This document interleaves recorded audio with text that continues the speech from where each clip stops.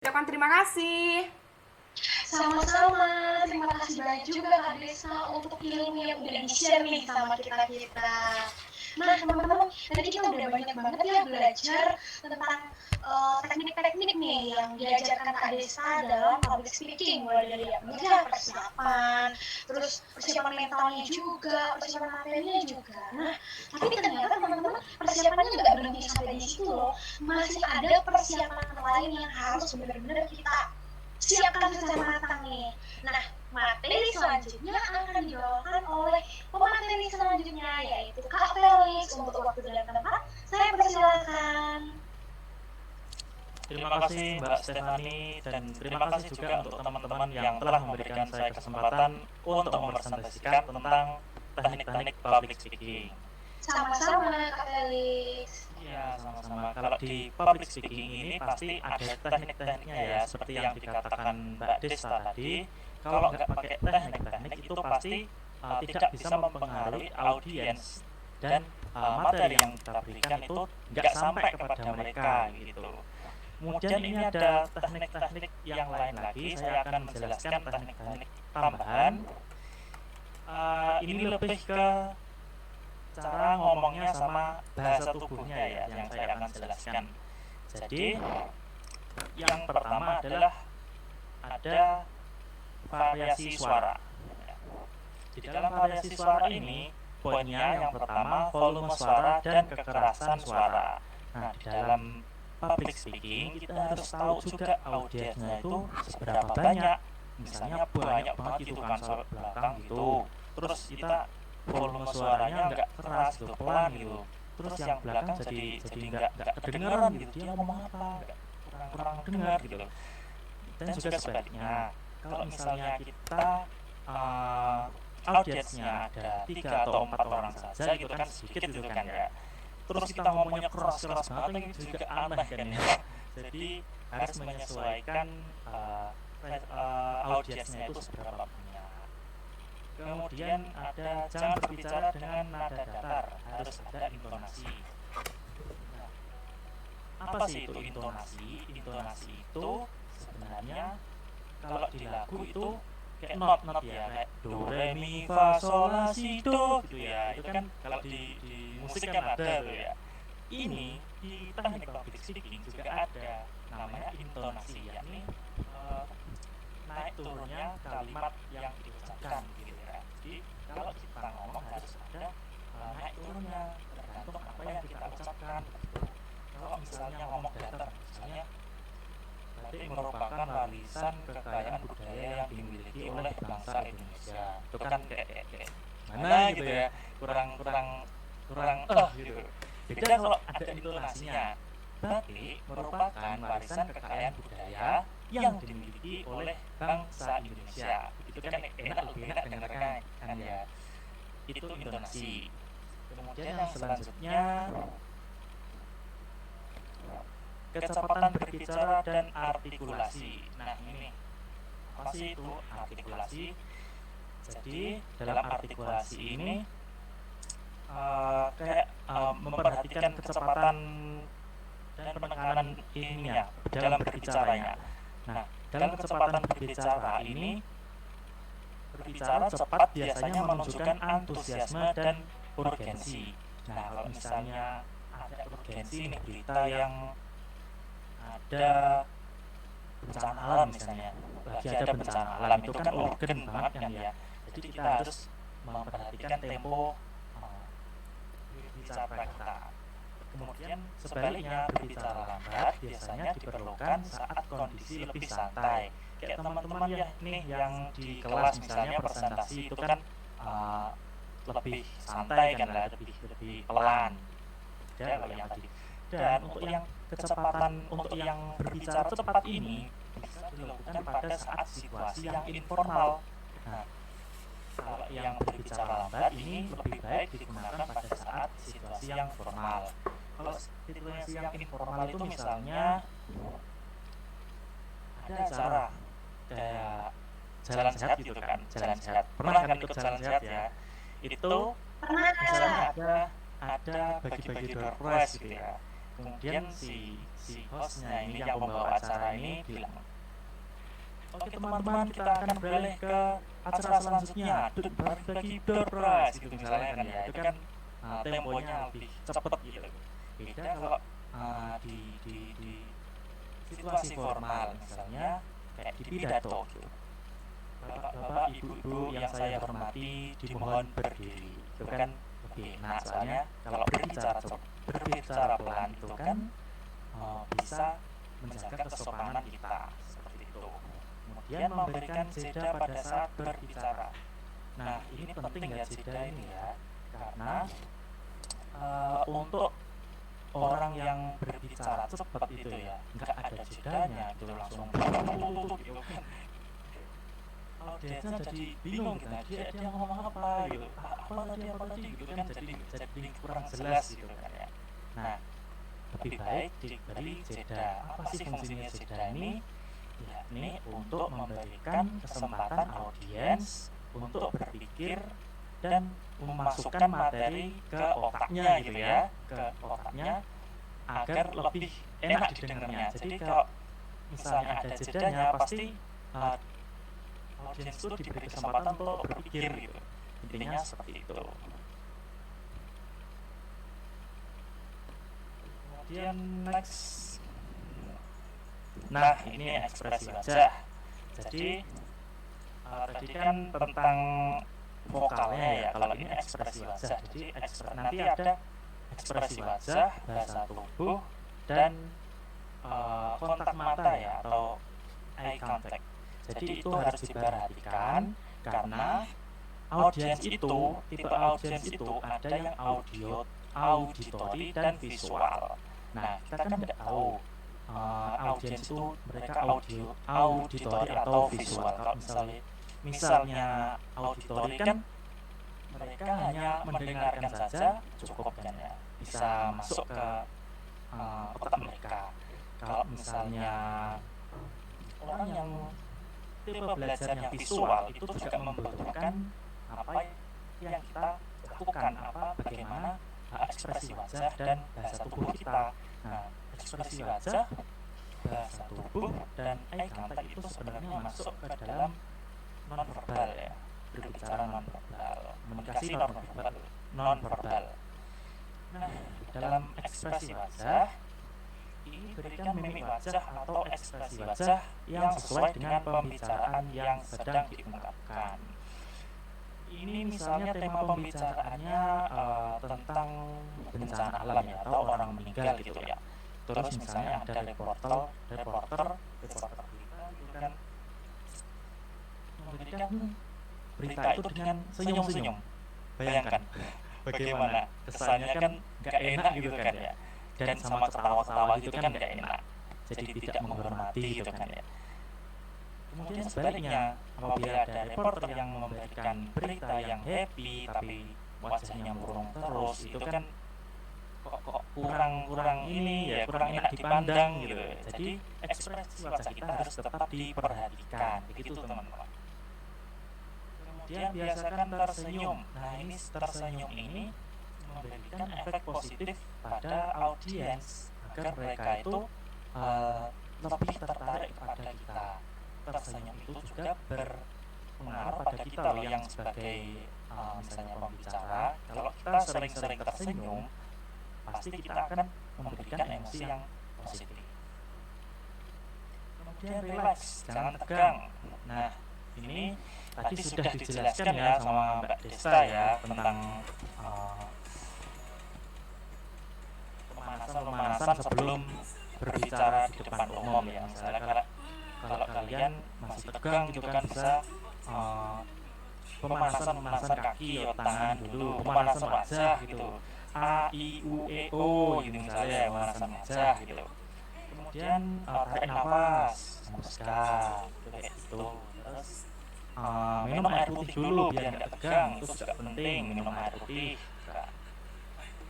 Tuh, relax, jangan tegang. Next.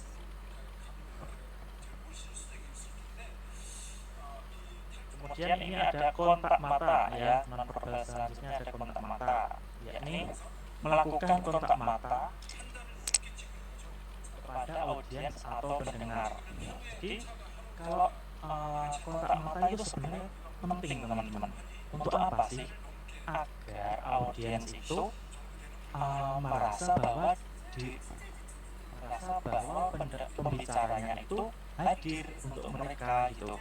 Kalau misalnya kita melihat misalnya jendela, lihat jam, misalnya lihat pintu, itu kan kayak audiensnya itu ini dia sama siapa sih gitu. Jadi mikirnya kayak gitu gitu. Jika berbicara, pastikan mata tidak terpaku pada satu titik. Nah, ini juga penting. Misalnya kita pada saat presentasi di kelas gitu kan, terus ada cewek ganteng, cewek cantik atau cowok ganteng gitu kan, kita terpaku pada satu titik itu aja. Itu kan juga nggak baik gitu kan. Sama kayak tadi, jadi audiensnya itu mikir itu ngomong sama siapa gitu. Jadi kontak mata itu penting teman-teman ya, penting. Jangan hanya terpaku misalnya pada bacaan saja. Kita menunduk saja itu juga gak bagus gitu. Kemudian bahasa tubuh. Dalam situasi formal, berdiri selalu lebih baik daripada duduk. Benar ya, misalnya kalau misalnya ada pidato gitu, kan nggak ada kan ya pidato terus duduk itu kesannya kan nggak enak. Terus apalagi kalau pidatonya orang banyak gitu kan, terus yang belakang tuh nggak kelihatan, itu siapa sih yang ngomong nggak kelihatan gitu. Dia harus berdiri, situasi formal. Kemudian berjalan mondar-mandir tidak dianjurkan. Ini karena akan membingungkan audiens. Jadi kalau orang yang berbicara dengan mondar-mandir itu kesannya orang tuh ngapain sih gitu, kok mondar-mandir mulu, kebelet pipis apa gimana gitu. Jadi nggak konsen gitu, nggak konsen sama materi yang diberikan gitu.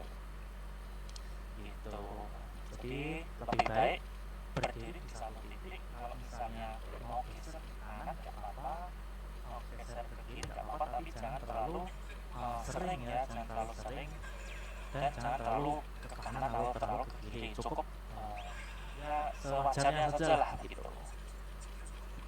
Berdiri tegak, tidak membungkuk, bersandar maupun berdiri miring. Nah ini kita harus karena saya pakai handphone saya agak membungkuk ya. Untuk berdiri tegak dan tidak membungkuk itu fungsinya kenapa sih? Kalau kita misalnya presentasi di depan kelas misalnya atau pidato, kita harus berdiri tegak, itu menjadikan kita terlihat lebih berwibawa teman-teman. Jadi kalau misalnya bayangkan saja kalau misalnya ada pembicara terus ngomongnya sambil sandaran gitu kan nggak enak gitu. Nah terus misalnya bungkuk gitu, jadi perhatian audiensnya itu kurang gitu. Jadi harus berdiri tegak agar kita itu diperhatikan seperti itu.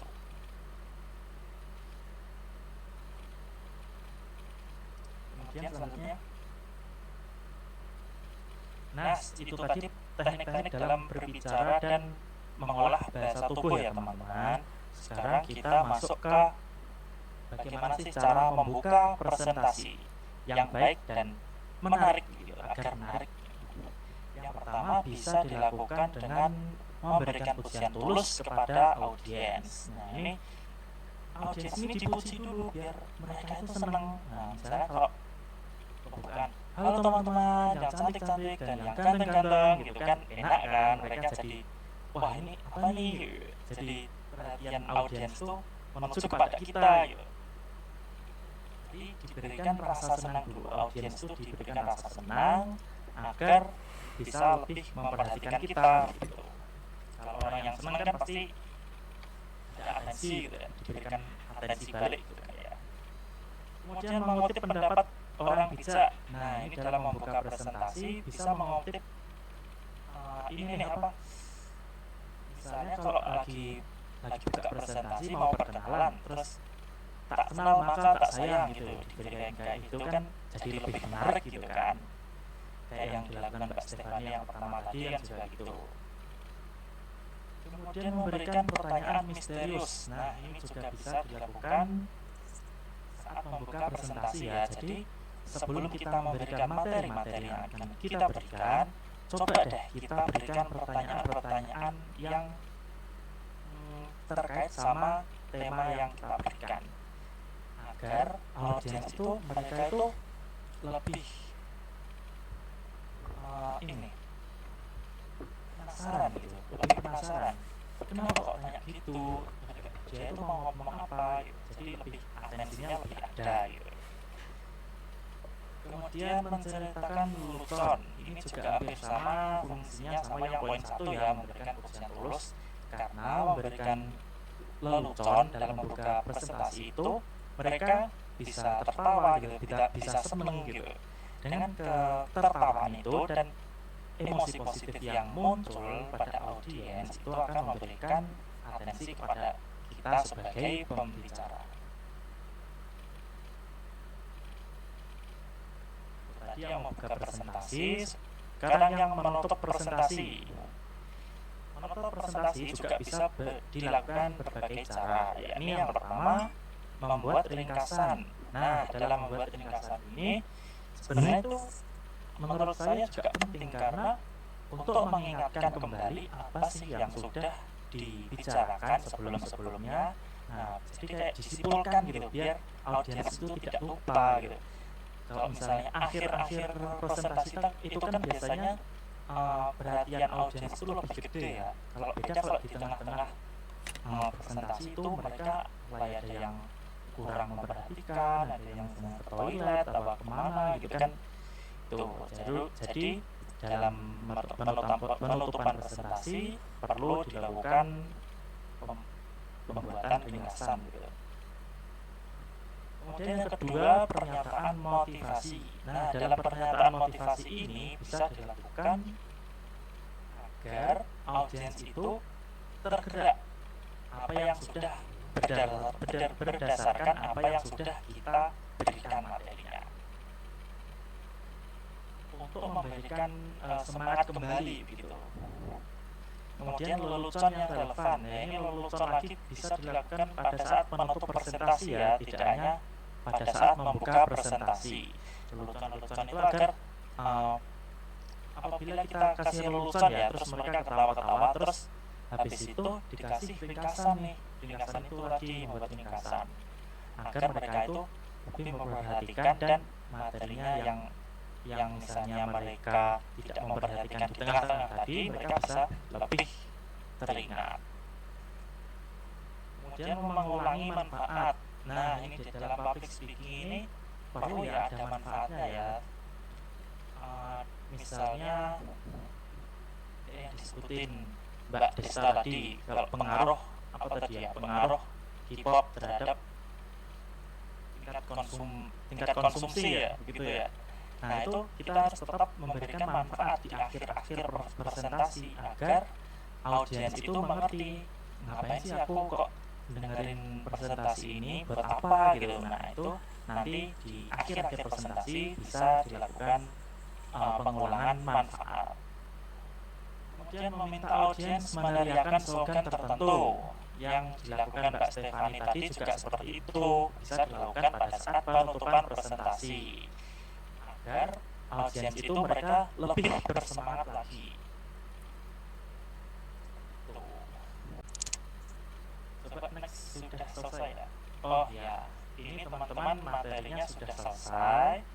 Kemudian saya akan tadi kan sudah ini ya, teman-teman sudah diberikan kesempatan dari Mbak Desta untuk berbicara ya, berpraktek public speaking ya. Tadi kan sebelum dikasih teknik-tekniknya. Nah, sekarang kan sudah dikasih nih teknik-tekniknya. Sekarang coba teman-teman 3 orang saja silahkan kalau mau yang praktek public speaking nih berdasarkan teknik-teknik tadi. Ingat ya kayak tadi ya, misalnya ada artikulasi, ada intonasi, tekanan, jeda gitu ya, diingat-ingat teknik-tekniknya itu ya. Tadi ada Mbak Lintang, Govinda sama Dito ya. Coba Dito dipraktekin yang seperti yang tadi, coba di public speaking tentang wisata gitu, Candi Prambanan ya tadi ya. Coba Dito. Untuk Kak Dito, wah mungkin Kak Ditonya belum belum mendengar atau lagi sibuk, mungkin Kak Felix bisa dari peserta yang lain dulu. Oke, coba misalnya yang lain dulu ya, kita loncati dulu misalnya sama saya tunjuk aja ya biar cepet ya. Coba Ya, Dela boleh. Zahro, coba Mbak Dela, silakan Mbak Dela. Kayaknya mau mencoba nih. Makasih ya Mas Felix atas kesempatannya. Oke teman-teman, di sini aku mau memperkenalkan diri terlebih dahulu. Perkenalkan, namaku Dela Zahro ini, biasanya dipanggil Dela. Oke, aku lahir dan berasal dari Bengkulu. Kira-kira teman-teman tahu nggak nih Bengkulu ada di pulau mana coba? Pulau Sumatera. Sumatera, bener. Karena ini teman-teman banyak orang-orang yang masih bilang Bengkulu tuh orang dari Pulau Sulawesi. Itu salah besar ya teman-teman. Mungkin pengetahuan petanya harus diperluas lagi gitu kan. Jadi aku berasal dari Bengkulu. Nah, kemudian mungkin ada yang belum tahu Bengkulu ada apa aja sih. Maka dari itu di sini aku mau jelasin sedikit tentang wisata yang ada di Bengkulu, teman-teman. Jadi wisata andalan di Bengkulu itu lumayan banyak sebenarnya, dan kesempatan ini mungkin aku bisa jelasin beberapa aja. Yang pertama itu ada Pantai Panjang namanya teman-teman. Kira-kira kenapa nih dibilang atau diberi nama Pantai Panjang? Coba ada yang tahu nggak kira-kira? Mungkin karena panjang Kak, pantainya benar banget. Tanya panjang. Iya, nama pantainya itu bukan sekedar nama teman-teman, karena emang itu benar-benar panjang banget. Aku aja kalau ngelewatin itu sampai ini ujungnya mana, awalnya mana gitu, karena panjang banget teman-teman kayak gitu. Dan di pantai panjang ini banyak apa ya? Pokoknya semua wisatawan yang datang ke Bengkulu itu ada berkunjung ke pantai panjang. Terus ada juga gajah teman-teman di sana. Jadi kira-kira teman-teman pernah nggak nih naik gajah? Naik punggung gajah waktu kecil? Pernah waktu kecil. Oh, saya belum sih. Pernah kan? Kebun binatang tapi. Kebun binatang. Nah, kalau di sini sensasinya sensasi pantai, teman-teman. Jadi kalian ke pantai terus ngantri agak rame sih waktu itu ya. Naik cuma untuk naik gajah gitu. Jadi gajahnya bisa ngajak keliling pantai, ngelewatin pesisir pantai kayak gitu. Sekarang gajahnya udah nggak ada teman-teman, karena itu sekitaran tahun 2010 mungkin. Sekarang udah meninggal gajahnya, jadi nggak dilestariin lagi. Jadinya nggak ada lagi tuh, anak-anak belum bisa lagi tuh naik ke punggung gajah kayak gitu. Sekarang udah banyaknya makanan-makanan teman-teman. Terus kalau misalnya sore-sore itu banyak orang sepedahan di sana, terus banyak jual makanan. Terus ini teman-teman itu jadi spot pacaran buat anak Bengkulu gitu, buat nongkrong-nongkrong bareng pacar. Tapi karena aku tidak pernah melakukan itu, jadi aku nggak bisa memberikan testimoni ya teman-teman gimana rasanya berduaan di pinggir pantai. Yang pasti asik sih teman-teman kayak gitu. Itu yang pertama, wisata yang terkenal. Kemudian yang kedua itu ada benteng teman-teman. Mungkin kalian pasti tahu kan benteng kecil gimana. Benteng itu kan peninggalan sejarah dari zaman Belanda. Nah di Bengkulu ini punya benteng namanya Benteng Malboro teman-teman. Nah di Benteng Malboro ini biaya masuknya sekitar 2.000 atau 3.000 gitu teman-teman ya. Itu bisa nikmatin sepuasnya. Masih dirawat teman-teman, keadaannya masih bagus, kayak nggak kotor, jadi kayak emang disiapkan untuk para wisatawan yang datang ke Bengkulu. Mungkin sedikit aja bisa aku jelasin sedikit tentang daerah asalku. Terima kasih kepada teman-teman yang sudah mendengarkan. Sekian. Terima kasih Mbak Dela, itu tadi ya. Mbak Dela sudah bagus ya mempresentasikan menggunakan teknik-teknik public speaking yang sudah dijelaskan tadi. Iya, udah bagus banget nih Kak. Kapan-kapan jalan-jalan ke sana ya? Ajak jalan-jalan ke sana ya? Iya, boleh. Hubungin aku aja. Ya. Nah itu tadi dari Mbak Dela sudah dipraktekkan public speaking-nya. Coba sekarang teman-teman yang mau mempraktekkan silahkan.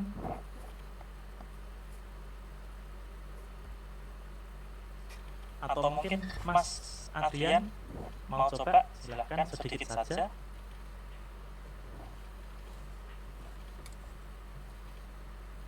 Mulai dari perkenalan diri, umur, misalnya nama, alamat, terus wisatanya apa, terserah.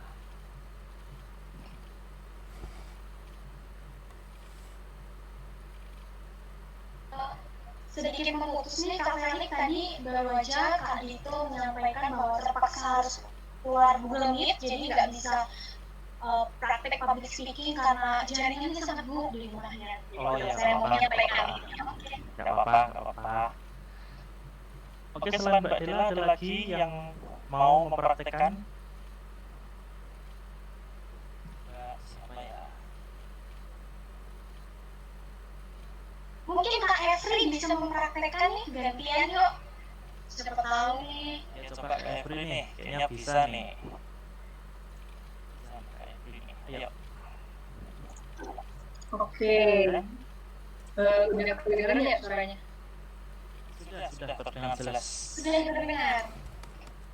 Oke. Jadi kenalkan, nama aku Evian Kesin dan aku berasal dari Kalimantan Barat ya, tepatnya di Kabupaten Kaya. Nah, di tempat aku itu air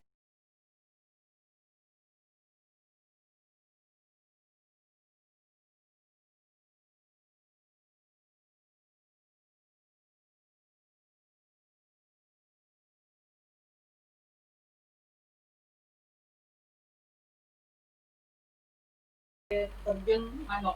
Jadi manuk itu dalam bahasa Dayak artinya burung. Jadi di sini tuh air terjunnya tinggi, tinggi banget. Terus di atas, di bagian atas air terjunnya itu berbentuk seperti kepala burung gitu. Makanya tempatnya ini disebut dengan air terjun kepala burung. Dan di tempatnya ini cukup masih banyak hutan gitu ya, masih banyak pohonan, jadi masih segar banget deh. Dari udaranya juga masih sejuk, airnya juga cukup jernih karena ini kan tempatnya itu masih dibilang agak di pedalaman ya, di pedalaman hutan, jadi jauh dari permukiman warga, jauh dari perumahan, jadi tempatnya itu emang benar-benar segar sih, dan sangat recommended untuk teman-teman yang pengen coba main-main ke hutan, main ke sungai gitu. Mungkin itu aja dari aku ya. Kasih. Ya, terima kasih Mbak Efri. Ya, itu tadi prakteknya Mbak Efri ya, udah lumayan bagus ya, udah berdasarkan teknik-teknik public speaking yang sudah dijelaskan. Nah, untuk mempersingkat waktu karena ini waktunya sudah agak molor ya, saya kembalikan lagi kepada moderator. Terima kasih yang sudah memberikan saya kesempatan untuk presentasi kali ini. Saya ucapkan Assalamualaikum warahmatullahi wabarakatuh.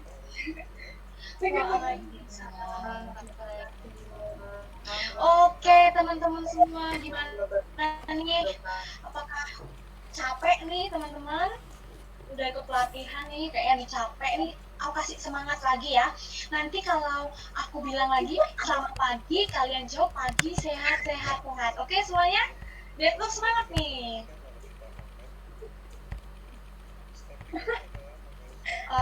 Sebentar ya, ini ada permasalahan dalam laptop saya. Mohon maaf sebelumnya.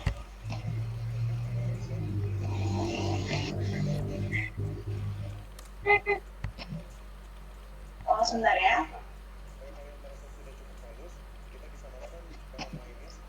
Baik, karena tadi kebetulan saya ini record nih teman-teman, ternyata dalam waktu 2 jam otomatis berhenti recordingnya, jadi saya terpaksa harus mengulang kembali. Oke teman-teman, kita yel-yel dulu yuk. Jadi nanti kalau saya bilang selamat pagi, kalian jawab pagi, sehat, sehat, sehat. Oke? Oke. Boleh open mic dulu yuk, biar gampang nanti nih teman-teman. Oke, baik Kak. Oke, yuk. Selamat pagi semuanya. Pagi, sehat, sehat, sehat. ternyata nggak kerasa ini udah siang, kita ganti ya. Selamat siang semuanya, sehat. Oke? Selamat siang semuanya. Sehat. Oke, nah itu dia teman-teman materi yang udah disampaikan oleh kakak-kakak pemateri kita pada pagi sampai siang hari ini ya. Saya mau pantun dikit nih. Pergi main ke rumah Anis. Jangan lupa bisa pas pulangnya. Teman-temanku semua yang manis, terima kasih ya atas perhatiannya. Oke teman-teman, dari yang saya dengar nih, tadi kakak-kakak pemateri kita udah sampaikan, tadi itu banyak banget ya materi, mulai dari pengenalannya, kita dari dasar-dasarnya nih, terus diajak menyelam lebih jauh lagi, diajak praktek, terus kita juga diajarin tentang teknik-tekniknya. Semoga semua ini bermanfaat ya buat teman-teman semuanya. Oke teman-teman, karena materi udah berhasil kita sampaikan, teman-teman udah mendengarkan, kita akan buka sesi tanya jawab sehingga teman-teman yang agak bingung, masih aduh ini apa ya, masih bingung, boleh sekali untuk bertanya dan nanti akan langsung dijawab oleh kakak-kakak pemateri. Mungkin yang mau bertanya bisa open mic dan perkenalkan dirinya. Saya Kak. Baik, Kak Govinda mau bertanya nih. Boleh Kak Govinda mau bertanya apa? Oke Kak, saya mau bertanya, bagaimana sih cara kita untuk menjadi presenter yang baik agar mendapat attention penuh dari audiens? Begitu Kak. Pertanyaannya, terima kasih. Oke, jadi Kak Govinda ini nanya ini ya, gimana caranya jadi presenter yang baik, jadi public speaker yang baik supaya audiens ini bisa memperhatikan. Oke, kita tampung dulu ya Kak Govinda pertanyaannya. Selanjutnya yuk, yang mau bertanya dipersilahkan. Saya Kak. Baik Kak Dela.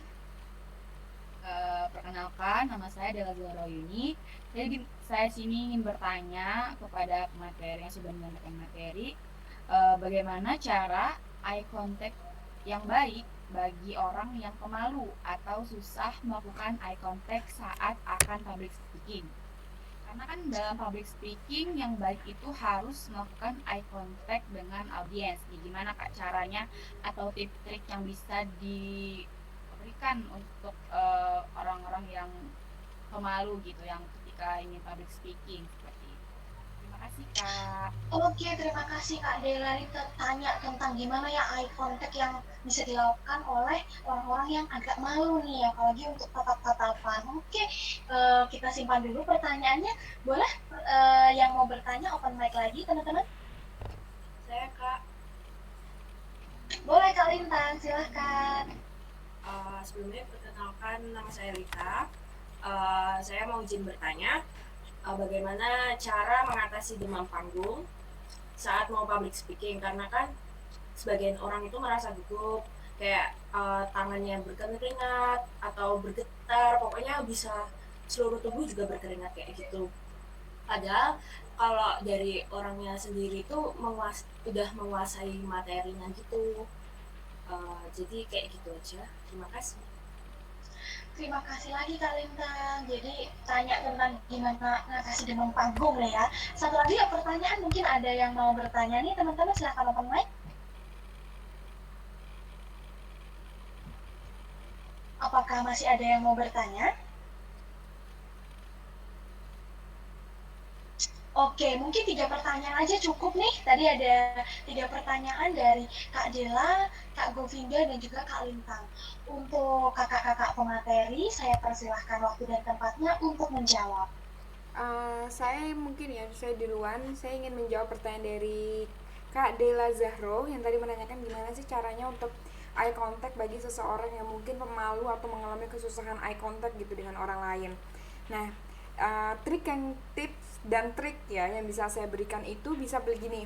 Jadi kan kalau eye contact itu kan jelas ya, dilihat itu adalah dari mata ke mata gitu kan, eye to eye. Nah kalau misalnya susah nih atau ngerasa malu, nggak pede untuk melihat mata seseorang, itu bisa dilihat dari sininya Kak. Jadi kan ini alis, nah posisi tengah-tengahnya ini, tapi jangan sampai melihat ke dahinya. Kalau melihat ke dahinya itu nanti terlalu ke atas posisi mata kita saat melihat seseorang. Jadi pas kira-kira mendekati dahi atau pas kira-kira di pertengahan alis ini. Nah, karena kalau misalnya kita melihat seseorang seperti itu, jadi lawan bicara kita ini atau orang lain ini akan merasa kita itu seolah-olah melihat matanya dia gitu. Padahal yang kita lihat itu adalah tengah-tengah dari alisnya ini gitu. Mungkin itu aja sih tips dan trik yang menurut saya mudah dilakukan gitu. Apakah sudah cukup membantu? Cukup Kak, langsung dibayangin tadi gimana kalau Oke. Terima kasih ya pertanyaannya. Terima kasih banyak Kak Desta udah membantu menjawab nih ya.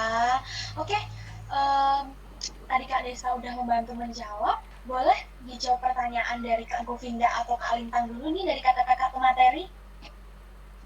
Boleh ya, aku dulu.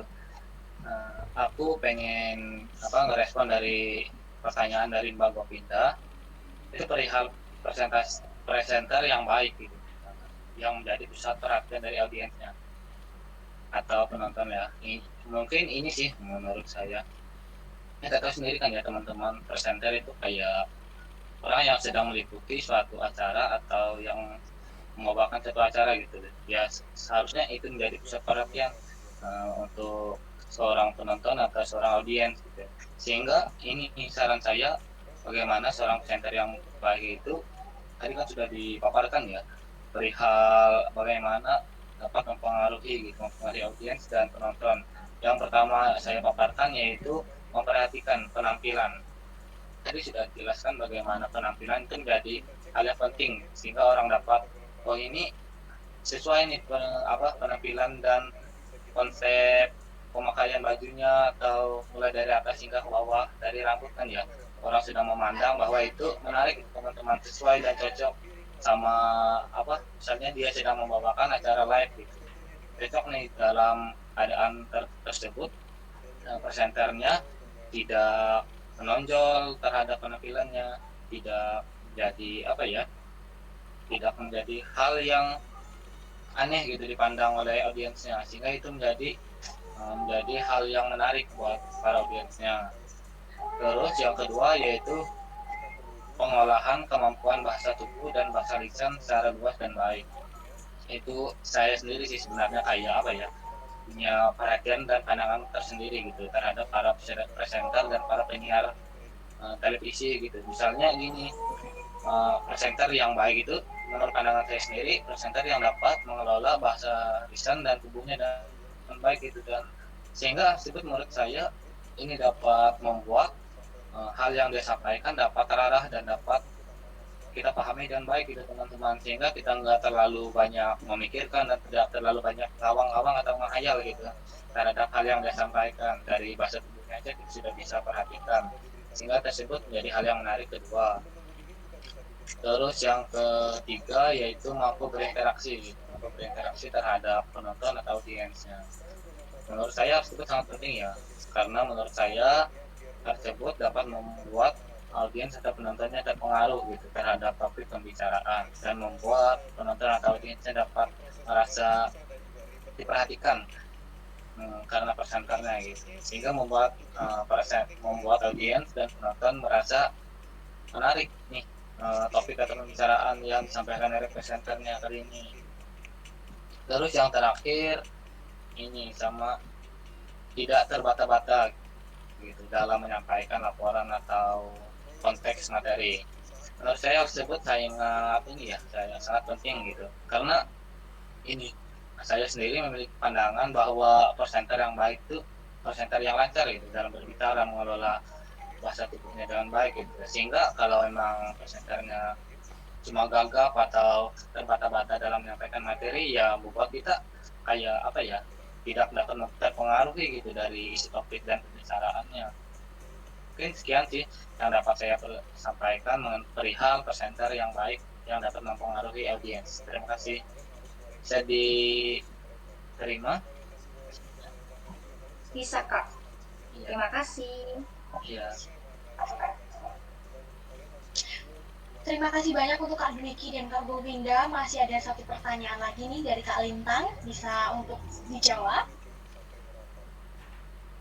Baik, Mbak Moderator, saya akan menjawab pertanyaan dari Mbak Lintang. Ya, ini tadi tentang mengatasi rasa gugup ya. Nah, dalam mengatasi rasa gugup ini kita harus tahu sih sebenarnya gugup itu muncul itu dari apa sih. Itu biasanya muncul karena rasa tidak yakin pada diri kita sendiri gitu. Tidak yakin itu biasanya karena kita belum mendalami dan mempelajari materinya lebih lanjut gitu. Kita harus memperluas wawasan kita sebelum mempresentasikan sesuatu. Jadi apabila itu sudah ya, misalnya penguasaan materi ya, penguasaan materi itu juga penting banget pokoknya.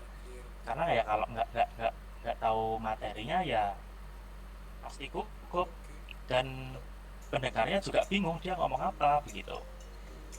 Kemudian yang kedua bisa dilakukan dengan berlatih, dan berlatih. Jadi berlatih itu penting ya teman-teman. Jadi kalau misalnya kita mau latihan public speaking, itu bisa ikut misalnya workshop, terus pelatihan kayak gini, itu bisa dikasih motivasi oleh pelatihnya itu nanti kayak gitu. Terus bisa dilakukan dengan bercermin. Nah, misalnya besok presentasi, terus kita praktek dulu di kamar di depan cermin nih, kita praktek dulu, kita mencerminkan diri sendiri apakah kita sudah baik apa belum, kita ngomongnya masih belak-belekuk apa enggak, kita ekspresi wajahnya udah sesuai apa belum gitu, kayak gitu. Terus bisa berlatih menggunakan video juga ya, kalau nggak pakai cermin pakai video juga boleh, biar bisa menonton apa yang kita lakukan, apa kita sudah baik apa belum ya. Kalau misalnya kita video kan bisa kita lihat lagi kan bagaimana kita ngomong, cara ngomongnya tadi. Kemudian bisa dilakukan dengan membayangkan hal-hal yang menyenangkan. Misalnya yang menyenangkan tuh besok aku mau liburan. Nah, ya udah pas presentasi itu kita bayangin dulu, besok liburan, jadi kita itu seneng gitu, nggak ada rasa grogi, nggak ada rasa takut, itu nggak ada. Kalau misalnya sesudah presentasi kita nanti akan memberi hadiah untuk kita sendiri, misalnya beli makanan favorit kita, misalnya mie ayam misalnya, ya udah kita pikirin dulu mie ayam, oh enak kan, jadinya ada rasa seneng. Saya mau tanya dulu nih pada Mbak Lintang ini, makanan favoritnya apa nih? Makanan yang biasa dimakan? Sop, Kak. Sop. Nah, itu sop kan bisa dibayangin dulu. Oh, nanti aku mau bikin sop habis ini. Jadi kan ada perasaan yang positif, jadi kita tuh ada rasa seneng gitu, nggak ada gugupnya. Karena kalau misalnya kita nggak ada rasa seneng, itu pikiran kita kosong, nanti pikiran-pikiran hal-hal yang negatif masuk ke pikiran kita begitu. Saya rasa seperti itu. Terima kasih. Baik Kak Lintang, apa bisa diterima nih jawaban dari Kak Felix? Bisa, Kak. Terima kasih atas jawabannya. Saya cukup paham. Sama-sama. Baik teman-teman, karena ini waktu udah habis nih ya, udah hampir 2,5 jam nih kita pelatihan tentang public speaking. Saya minta 2 orang aja deh untuk menyampaikan kesannya waktu mengikuti pelatihan ini. Boleh yuk? 2 orang aja cukup. Mungkin Kak Govinda mau menyampaikan kesannya nih?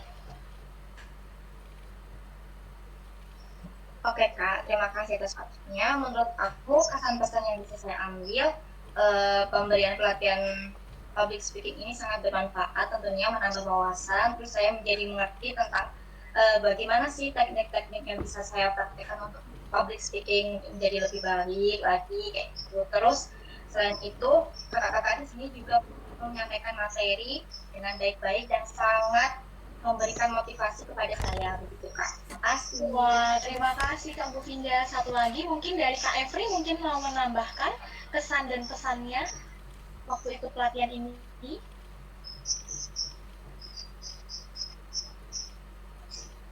Kalau dari saya cukup memuaskan ya pelatihannya, karena benar sih, emang benar banyak banget materi yang saya dapatkan dari pelatihan ini, banyak masukan. dan hal-hal yang sebelumnya belum pernah saya ketahui, tapi dengan adanya pelatihan ini saya jadi tahu tentang hal-hal yang berhubungan dengan public speaking ini. Jadi wow, hebat. Terima kasih. Terima kasih banyak Kak Evri, terima kasih banyak juga untuk Kak Govinda ya udah menyampaikan kesan-pesannya. Oke, sebelum kita penutupan nih ya, sebelum kita perpisahan, kita open cam dulu yuk, kita screenshot dulu nih. Kita harus abadikan nih momen kita hari ini. Yuk open cam dulu yuk. Yang kameranya emang nggak bisa dibuka nggak apa-apa kok. Kita bisa foto bersama ya, karena keadaan offline jadi kita fotonya foto online juga, screenshot aja. Oke, udah siap nih. Kak Dela lagi sholat, nggak apa-apa. Oke, udah siap. Mari kita berpose. 1, 2, 3. Oke, ganti gaya. 1, 2, 3. Oke, untuk Kak Arfi nggak apa-apa. Terima kasih banyak ya teman-teman untuk waktunya. Ya ampun, ini tidak terasa ya, hampir 2,5 jam nih kita ikut pelatihan. Setelah ini saya harap teman-teman bisa mendapatkan ilmu yang bermanfaat ya dari pelatihan ini. Dan sekali lagi terima kasih banyak untuk waktunya. Teman-teman, sampai jumpa di lain kesempatan. Nanti saya akan kirimkan link tentang post-test. Kalian bisa kerjakan sesudah keluar dari room, tidak apa-apa, nanti akan saya bagikan ya. Sekali lagi terima kasih banyak teman-teman untuk waktunya, semoga sehat selalu dan jangan lupa habis ini segera makan, yang belum sholat bisa sholat ya teman-teman. Linknya sudah saya taruh di kolom komentar bagi yang ingin meninggalkan ruang, dan untuk mengerjakan post test sangat dipersilahkan. Terima kasih teman-teman, sampai jumpa di lain kesempatan. Terima kasih atas partisipasinya semuanya. Terima kasih.